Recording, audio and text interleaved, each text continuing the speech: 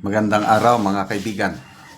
Bigyan natin ng reaksyon, opinion, itong post ng News 5. Torre as PBBM's personal choice. Tungkol ba sa pag-designate kay General Torre as PNP chief? Ibinahagi ni President Bongbong Marcos ang dahilan sa pagpili kay General Nicolas Torre bilang hepe ng Philippine National Police. Ito yung exact word ng presidente. Even if the statistics are telling you crime rate is down, drug seizures are up, that's not enough. People should feel comfortable to walk in the night around their neighborhood. That's the only way to regain the people's trust, sabi ng Pangulo. So, panoorin ang buong panayam News 5 at One Page Anchor Cheryl Cosum kay President Marcos sa Part 2 ng BBM Podcast. Episode to ngayong Merkules, June 18, 9:30 a.m. sa social media. Okay. So, ito yung mas exact word ng Pangulo. Bakit niya pinili si General Torre? Basahin ko. Isa lang ang iniisip ko, that people are safe. It's not sufficient that you are safe. You must feel safe. I saw si Nick Torre is effective at that. So, yun po ang dahilan. Epektibo si General Torre na people will really feel safe. So, I don't know sa inyo, are you safe? Feeling safe right now? Ano ba ito? Pasensya na kayo ito. Magbasa lang tayo sa mga comments Nico Naul. Tapos, pinalayas mo sa bansa ang gumawa niyan. Siguradong hindi mo yon makukupya. Hindi yan makukupya ng mahinang leader. Meaning si PRRD. Marami na akong nakausap. Ako mismo, eksperyensado ko. Panahon ni PRRD, yung feeling safe nangyari. Ulitin ko yung kaibigan kong US Navy, nasa US nakatira, every time magbakasyon sa Pilipinas, nung wala pa si Duterte hindi siya kumpiyansa, dala-dala niya yung kanyang pistola. Kasi lisensyado Kasi ang daming adiktos, ang daming krimen, ang daming luko-luko daw sa lugar nila. Kailang pag upo ni Duterte, sabi niya, nabigla ko, nawala ang mga standby, nawala ang mga naging tahimik ang aming neighborhood.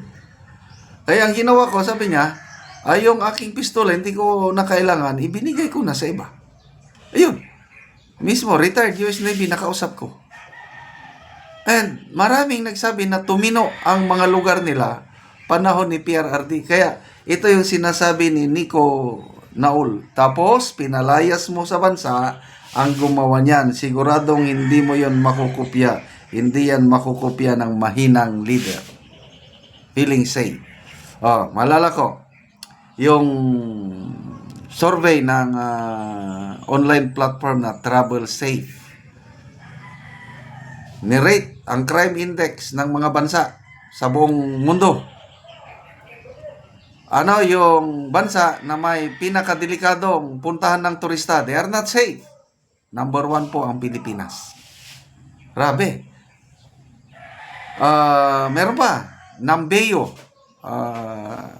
Again, another survey or research. Sa buong Asia,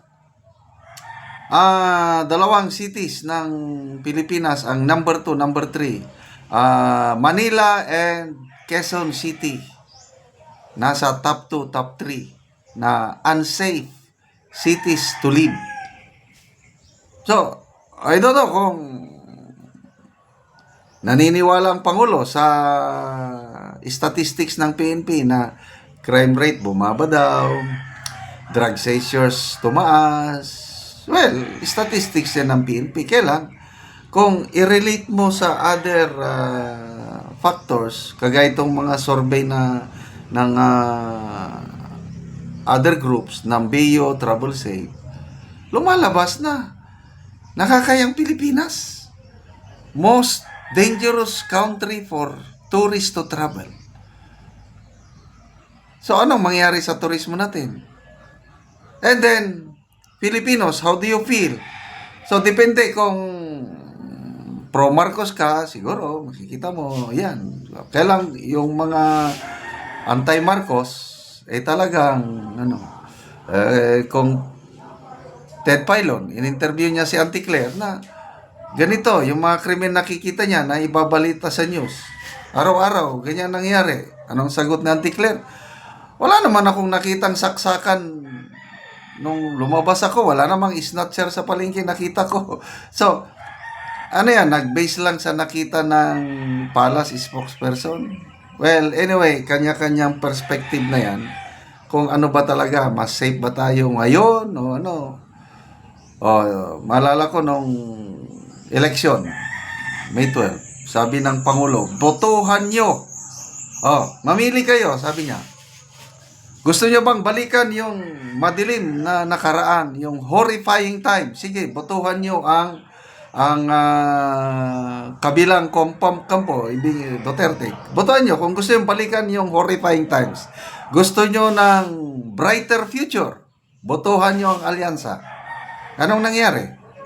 Mas marami nalampaso sila. Yung pinagmamalaki nila na 12-0, wala na. Lilima lang ang sitting president ka, tapos matatalo ang kandidato. Anong ibig sabihin yan? Sino ang pinapaniwala ng taong bayan? Survey. Anong trust rating ng Pangulo? Balik tayo sa Pulse Asia. 32% lang ang kanya, samantalang si PRRD nga pinakulong, 63%.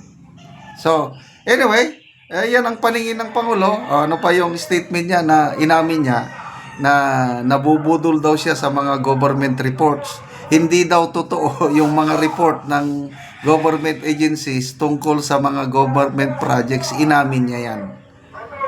So, naniniwala siya palagi sa mga reports, statistics. Ayun.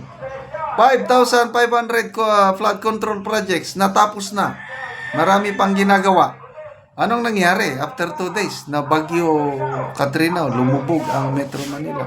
Mga ganyan ba? So anyway, good luck kay General Torres. Yan naman pinili. Sana maging feeling safe tayong lahat. Pasensya na, maingay sa aking neighborhood na may nagtitinda ng isda. Okay, salamat sa inyong pag-subaybay sa ating channel, mga kaibigan. Nakakatulong kayo ng malaki sa tribong Talandig ng Bukidnon. Dahil ang sweldo natin sa channel nito is pantulong sa tribo. Namimigay tayo ngayon ng libreng yero at pako para makapagpatayo naman ng mas disenteng bahay itong tribong Talandig. Panoorin nyo ang video na ito. Karon mo na ni ang balay ni nanay sa natagaan na mo og yero. So dako na gid kaayo ang buslot sa iyang atop. So mo na gid ni siya. So karon gitagaan ni namo siya og yero para nga mapulihan ang iyang atop. O karon mao na ni si nanay ang natagaan na mo og yero. O gitabangan lang ni siya sa iyang anak kay usa ni siya ka balo og tigulang na pud siya. O gitabangan lang ni siya sa iyang anak. Inabangan para O karon na nay pila na siya katuig ang imong atop nga yero? mga 30 30 na katuig. So pila na sad katuig na nay sa imong pagkabalo? kapin na sa tulo ka tuig. Kapin na tulo katuig. Oo, so inani na ang itsura sa atop ni nanay ay 30 na daw ni katuig. So dako na gid kaayo ang buslot. Salamat to Ginoo matabangan ang sin kanang ari ko ikakaya sa balay ko mapandayaan ko ta ko katigulang ko. So si nanay dili siya kabalo nga magbisaya. So talaandig siya. Ang pasabot ni nanay nga salamat daw sa Ginoo ug sa nagatan-aw sa video kay siya dili naman niya makaya nga sa pagpalit og giro bisan pa nga tigulang na siya ug balo na siya. So nagpasalamat siya sa Ginoo nga natabangan siya og giro. Kay pila na day na imong edad? Si Tinta. Si Tinta. Oo, so pila ang imong anak nanay? Pito ni meron din sila na kabok. Lima. Oo, so dili ka nanay makasabot kayo og Bisaya, talaan digra ka. Ah, Oo. So salamat kayo nanay.